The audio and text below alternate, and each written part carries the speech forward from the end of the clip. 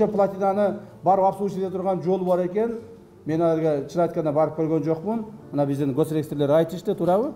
Жол бар экен. Анан платинанын бир учу биздин жерге жайгашып калган экен. Бир учу сол тарабы, мындай ылдыйды караганда сол тарабына бир учу биздин жерге жайгашып калган экен.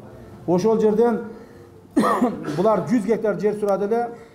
Мен башында чын айтканда анча-мынча билбей туруп эле ал жерде болуптур деп коюпмун. Кийин балдар айтып келишти. Мына Бактыбек Болбурович айтты, госрегистрлер келип айтты, 100 гектарды берсек болбой калат. Себеби ал жерде биздин погран заставабыз бар, ал жерде биздин жолубуз бар, башкабыз бар. 50 гектар берсек жетишет деп. Болуптур деп акырын 50 гектарды бердик аерден. Алар бизге баягы эле жерден 50 гектардын ордуна 50 гектар кошуп берди.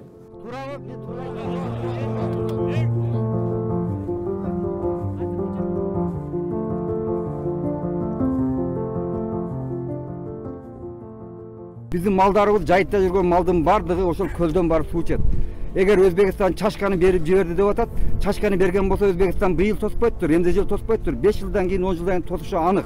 Тоскондон кийин биздин малдар жада калса өзүбүзгө, эгинибизге суу болмок тургай, мал ичкидей дагы сууга жетпей калышыбыз бул турган анык сөз.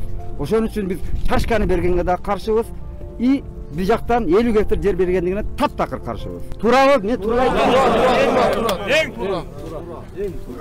Жеткен жок микрофон. Алдыда дежурный шалдар шайлап коюптур. Ошолордон бизге микрофон ачкан жок. Сурообузду бере албадык. Көзүңө көрүп аркасынан кошо чыгам, жетпей калдык. Негизинен Кызылакта район өкмөтү мына Куршапта жашашуу компараттын тегерегине жашылар жут каршы. Компарат Өзбекстана бергенине.